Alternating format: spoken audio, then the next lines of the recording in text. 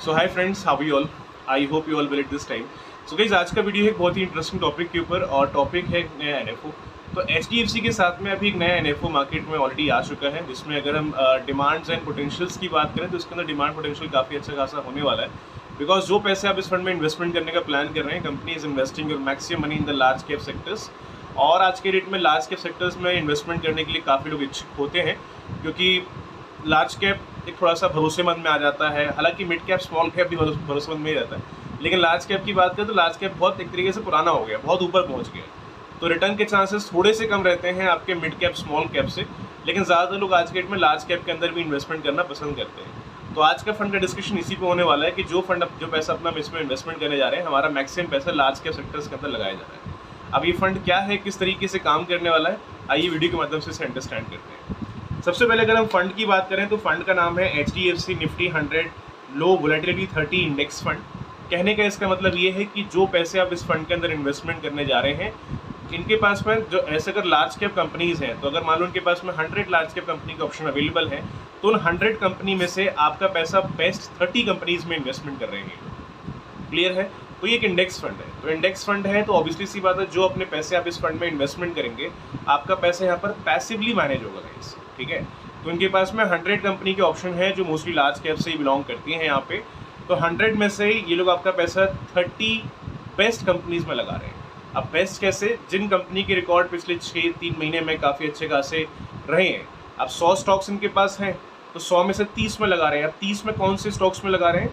उन 30 में उन स्टॉक्स में लगा रहे हैं जिन स्टॉक्स की रिटर्न पिछले 3 महीने 6 महीने के अंदर काफ़ी अच्छे खासे रहे हैं। ठीक है, तो उसी बेसिस पे डिसाइड करते हैं कि हमें किस फंड में किस स्टॉक में जाना चाहिए। तो जो स्टॉक की रिटर्न बढ़िया है, उन बेस्ट 30 स्टॉक्स के अंदर पैसा ही आपका इन्वेस्ट करेंगे। क्लियर है?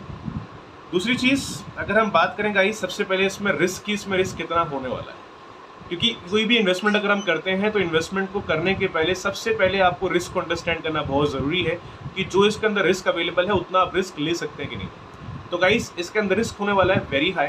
तो जो पैसे आप इस फंड के अंदर इन्वेस्टमेंट करेंगे, आपका पहला पैसा जो है वो वेरी हाई रिस्क पे रहेगा। मतलब इन्वेस्टमेंट करने के पहले आप प्लीज़ एक बार आप इसमें ये अंडरस्टैंड कर लेना कि जो इसमें रिस्क अवेलेबल है उतना आप रिस्क ले सकते हैं कि नहीं, क्योंकि इसमें रिस्क होगा वेरी हाई। तो जो भी अपना पैसा आप इसमें इन्वेस्टमेंट करने जा रहे हैं, आपके अमाउंट को एश्योरेंस नहीं है, इवन आपका कैपिटल भी यहाँ पे एश्योर्ड नहीं है। तो जो अपने पैसे आप लगाएंगे, सारा का सारा पैसा सब्जेक्ट टू मार्केट रिस्क रहेगा। रिटर्न का चांस भी बढ़िया हो सकता है, बिकॉज मार्केट में कोई भी अगर इन्वेस्टमेंट करते हैं म्यूचुअल फंड है तो गारंटी तो होती ही नहीं है, ऑब्वियसली सी बात है। अगर आप इक्विटी फंड में लगा रहे हैं तो वहाँ तो रिस्क का चांस भी हाई रहता है, रिटर्न का चांस भी है, बट रिस्क का चांस भी उतना हाई है। तो यहाँ भी रिटर्न का चांस ठीक ठाक है, लेकिन यहाँ पे रिस्क लेवल होने वाला है वेरी हाई। तो इन्वेस्टमेंट करने के पहले आप ये अंडरस्टैंड करो कि जितना इसमें रिस्क अवेलेबल है उतना आप रिस्क ले सकते हैं। बात करें अगर इसमें हम कंपनीज की कहाँ पैसा लगाया जा रहा है, तो लार्ज कैप कंपनी है तो वहीं पे पैसा आपका लगेगा। और जो लार्ज कैप के अंदर जो बेस्ट 30 कंपनी है, जिसमें ऑलरेडी बताया आप लोगों को, उनके पास 100 कंपनीज के ऑप्शन है लार्ज कैप के, और जो 100 बेस्ट 30 कंपनीज हैं उन कंपनीज के अंदर पैसे आपके इन्वेस्टमेंट कर रहे हैं। क्लियर है? दूसरी चीज़ अगर इस बात करें इसमें हम एनएफओ की स्टार्टिंग डेट की, तो इसका स्टार्टिंग डेट है गाइस 21 जून का। मतलब अगर आप इस फंड को एज एनएफओ अप्लाई करना चाहते हैं तो आपको 21 जून से लेकर के 5 जुलाई के बीच में से अप्लाई करना होगा, क्योंकि इसकी ओपनिंग डेट होने वाली है 21 जून की और लास्ट डेट इस एनएफओ की है वो 5 जुलाई की। क्लियर है? इन्वेस्टमेंट अमाउंट इसमें कम से कम कितना होने वाला है, बिकॉज मल्टीपल टाइम लोग क्वेश्चन ये भी करते हैं कि अगर मैं इस फंड में इन्वेस्टमेंट करूंगा तो मैं कितने अमाउंट से कम शुरू कर सकता हूँ इस फंड को। कोई भी फर्स्ट टाइम करने वाला जो आदमी है, जिसके पास बजट कम है या जिसको फंड पे उतना कॉन्फिडेंस नहीं है बट वो इन्वेस्टमेंट करना चाहता है, तो वो लोग ज़्यादातर कम अमाउंट से इन्वेस्टमेंट करने का प्लान करते हैं। तो इसमें जो इन्वेस्टमेंट है वो बहुत ही कम अमाउंट से है। अगर आप इसमें करना चाहें तो कम से कम 100 रुपीज़ दे करके आप इसको SIP के फॉर्म में भी शुरू कर सकते हैं, क्योंकि आज के डेट में ज़्यादातर लोग SIP के फॉर्म में इन्वेस्टमेंट करते हैं फंड्स के अंदर। तो अगर आपको मान लो एक SIP के फॉर्म में अगर इसमें इन्वेस्टमेंट करना है, ठीक है, तो कम से कम 100 रुपीज़ दे करके आप आराम से इसको शुरू कर सकते हैं। क्लियर है? अपार्ट फ्रॉम दिस बात करें एग्जिट की, कि अगर आप इस फंड को बीच में अगर एग्जिट करना चाहें तो एग्जिट कर सकते हैं कि नहीं, क्योंकि मल्टीपल लोग आज के डेट में ये भी सवाल करते हैं कि अगर मान लो मुझे अपना पैसा अगर बीच में विड्रॉ करना हुआ तो क्या विड्रॉ कर सकता हूँ? लॉक इन पीरियड तो नहीं है इसके अंदर। तो इसके अंदर लॉक इन पीरियड नहीं है अगर आपको अपने पैसे अगर विड्रॉ करने हैं। हालांकि लॉक इन पीरियड अच्छी चीज़ होती है, लॉक इन पीरियड आपको डिसिप्लिन देता है कोई भी फंड के अंदर अपने पैसों को रखने के लिए। अगर डिसिप्लिन नहीं देगा तो पैसे हम कभी भी निकाल लेंगे ना, तो कोई फायदा नहीं है, इन्वेस्टमेंट हो नहीं पाएगी प्रॉपर्ली। बट हाँ, इसमें एग्जिट कह रहा हूँ सॉरी, इसमें एग्जिट का चांस है आपके लिए। अगर आपने पैसे अगर आप विड्रॉ करना चाहें तो अपना पैसा इसमें से आप विड्रॉ कर सकते हैं एनी पॉइंट ऑफ टाइम। आपने अगर फंड आज परचेज किया है, मान लो आपका अलॉटमेंट 15 दिन के बाद आपको मिल गया, आपका अगर फंड एक्टिव अगर हो गया, अलॉटमेंट अगर मिल गया, तो अलॉटमेंट के आप 10 दिन बाद करो, 20 दिन बाद करो, महीने भर बाद करो, वो आपकी चॉइस है। आप इसमें से एग्जिट कभी भी कर सकते हैं अलॉटमेंट के बाद में। क्लियर है? तो मेन चीज़ इसमें ये है कि अगर आपको अपना फंड अच्छा गेन करना है, अगर अपने पैसे अच्छे जनरेट करने हैं इस फंड से, सजेशन मेरा ये है कि आप इसमें लॉन्ग टर्म के लिए इन्वेस्टमेंट करना है। ये मेरी इस वीडियो में लास्ट एडवाइस आपसे ये है कि अगर आप इस फंड में इन्वेस्टमेंट करने जा रहे हैं, रिटर्न का चांस ठीक ठाक रह सकता है, क्योंकि लार्ज कैप फंड है तो जो पैसे लग रहे हैं बेस्ट कंपनीज में लग रहे हैं, और जो इंडिया की बड़ी बड़ी लार्ज कैप कंपनीज हैं तो मेनली पैसा आपका आज के रेट में वहीं लगाया जा रहा है।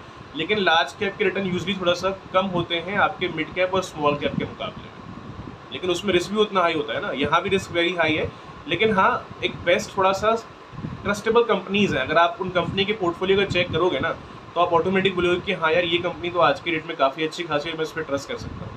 तो जो लार्ज कैप जो ऑलरेडी पास्ट के अंदर आए हैं, अगर हम उनके रिटर्न अगर वहाँ से अगर आइडिया थोड़ा बहुत अगर लें कि उन्होंने क्या रिटर्न दिए हैं, तो लगभग वो सब फंड भी अभी तक 15-17% का रिटर्न एवरेज देते आ रहे हैं।